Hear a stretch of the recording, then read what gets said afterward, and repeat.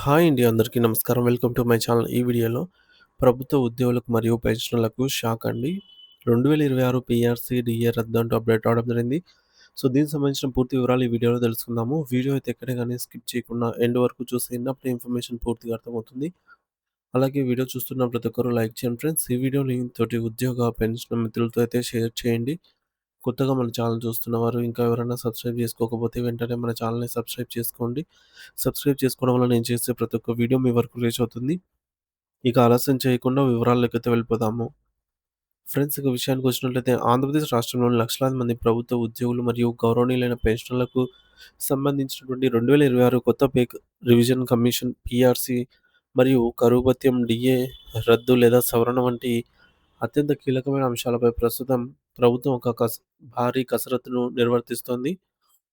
నిర్వహిస్తోందనమాట. So, రాష్ట్ర ప్రభుత్వం ఈ కొత్త వేతన సవరణ ప్రక్రియలో భాగంగా ఉద్యోగుల మరియు పెన్షనర్ల మనోభావాలను తెలుసుకోవడానికి, వారి సమస్యలను నేరుగా అర్థం చేసుకోవడానికి ఒక ప్రజాస్వామ్యబద్ధమైన విధానాన్ని ఎంచుకుంది. అందులో భాగంగానే అందరి నుండి సమగ్రమైన అభిప్రాయాలను మరియు సూచనలను సేకరించాలని నిర్ణయించింది. ఈ ప్రక్రియ కేవలం ఒక అధికారిక లాంఛనం మాత్రమే కాదు, రాబోయే 5 ఏళ్ల కాలానికి ఉద్యోగుల ఆర్థిక స్థితిగతులను, జీవన ప్రమాణాలను నిర్ణయించే ఒక అతి ముఖ్యమైన పునాది వంటిదని మనం గమనించాలి. ఈ క్రమంలో నియమించబడినటువంటి కమిషన్ ఉద్యోగుల అవసరాలను గుర్తించడానికి ఒక వివరణాత్మక ప్రశ్నావళిని రూపొందించింది. అయితే ఈ ప్రశ్నావళికి సంబంధించి ఉద్యోగ సంఘాల నుండి మరియు వ్యక్తిగత స్థాయిలో ఉద్యోగుల నుండి రావాల్సిన స్పందనల కోసం కేటాయించినటువంటి గడువుని ఇప్పుడు 2026 మార్చి 31 తేదీ వరకు పొడిగిస్తూ ప్రభుత్వం ఒక కీలక నిర్ణయం తీసుకుంది. ఇలా గడువును భారీగా పొడిగించడం వెనుక ఉన్న ప్రధాన ఉద్దేశ్యం ఏమిటంటే ఉద్యోగులు మరియు పెన్షనర్లు ఎటువంటి తొందరపాటు లేకుండా ప్రస్తుత పెరుగుతున్న ధరల దృష్ట్యా తమకు ఎంత మేర జీతాల పెంపు అవసరమో క్షుణ్ణంగా విశ్లేషించి ఆ వివరాలను కమిషన్‌కు సమర్పించే అవకాశం కల్పించడమే అన్నమాట.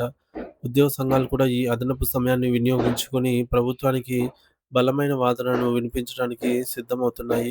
ప్రభుత్వం తీసుకోబోయే తుది నిర్ణయాలు మరియు పీఆర్సీ నివేదికలోని ముసాయిదా అంశాలు పూర్తిగా ఈ ప్రశ్నావళి ద్వారా సేకరించిన సమాచారం మరియు సూచనల ఆధారంగా రూపుదిద్దుకుంటాయి.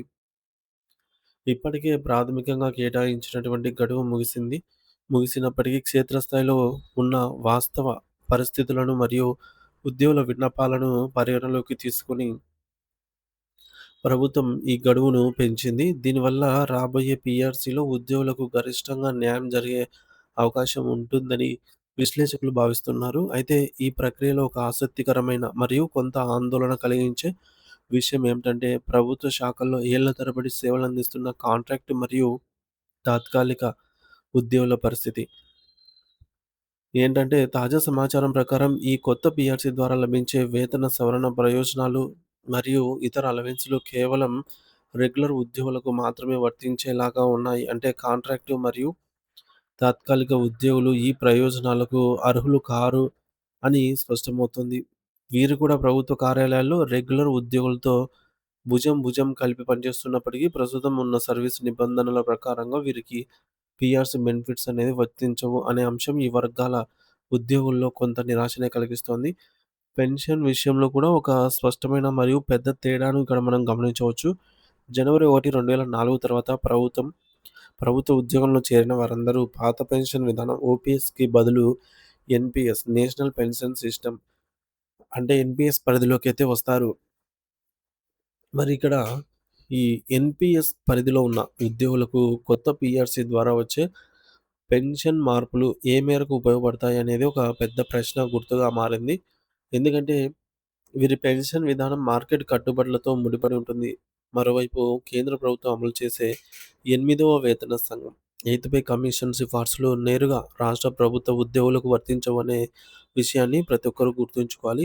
సాధారణంగా కేంద్రం ఒక నిర్ణయం తీసుకున్న తర్వాత వివిధ రాష్ట్రాలు తమ ఆర్థిక స్తోమతను మరియు బడ్జెట్ కేటాయింపులను బట్టి ఆ సిఫార్సులను స్వీకరించడమో లేక కొంత మార్పు చేసి అమలు చేయడమో జరుగుతుంది. మన ఆంధ్రప్రదేశ్ రాష్ట్రంలో కూడా ప్రభుత్వం ఈ సిఫార్సులను పరిశీలించి రాష్ట్ర అవసరాలకు అనుగుణంగా అమలు చేసే అవకాశం ఉందని తాజా సంకేతాలు అందుతున్నాయి. మరి తుదిగా చెప్పాలంటే మొత్తంగా ఈ కొత్త పీఆర్సీ అమలు అనేది పూర్తిగా రాష్ట్ర ప్రభుత్వం తీసుకున్న విధానమైన నిర్ణయాలపై మరియు ఉద్యోగ సంఘాలు ప్రభుత్వంపై చూపే ఒత్తిడిపై ఆధారపడి ఉంటుంది. మరి ప్రభుత్వం ఇచ్చే ఈ ప్రశ్నావళి గడువును సద్వినియోగం చేసుకొని ప్రతి ఉద్యోగి తన అభిప్రాయాన్ని బలంగా వినిపించడం ద్వారానే భవిష్యత్తులో మెరుగైన వేతన పెంపును పొందే అవకాశం అయితే ఉంటుంది. కాంట్రాక్ట్ ఉద్యోగులు మరియు ఎన్‌పిఎస్ ఉద్యోగుల విషయంలో ప్రభుత్వం ఏదైనా ప్రత్యేక నిర్ణయం తీసుకుంటుందో లేదో చూడాలి. కానీ ప్రస్తుతానికైతే పైన పేర్కొన్న నిబంధనల ప్రకారమే ప్రక్రియ అనేది కొనసాగుతుంది.